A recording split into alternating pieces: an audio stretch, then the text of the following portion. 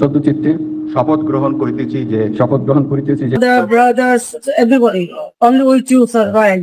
So they get a shelter.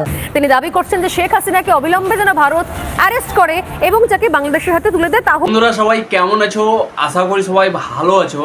আজকে যে ভিডিওটা আপনাদের দেখাতে যাচ্ছি, বাংলাদেশ থেকে শেখ হাসিনা পালিয়ে যাওয়ার পর এখন বিভিন্ন নিউজ আমাদের কাছে আসছে। তো চলুন আপনাদের আমি সর্বপ্রথম রিপাবলিক বাংলার একটা নিউজ দেখাতে যাচ্ছি।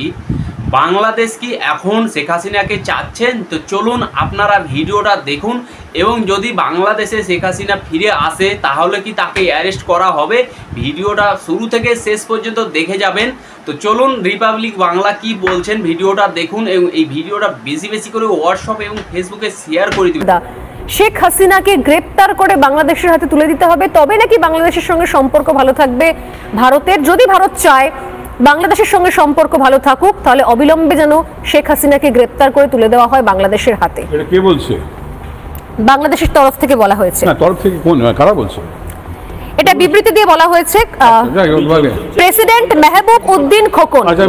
তো বন্ধুরা, যেমন কি আপনাদেরকে আমি ভিডিও দেখালাম, এই ভিডিওর ব্যাপারে আপনাদের কি মতামত নিচে কমেন্ট বক্সে লিখে অবশ্যই জানাবেন এবং এই ভিডিওটা বেশি বেশি করে হোয়াটসঅ্যাপ এবং ফেসবুকে শেয়ার করে দিবেন।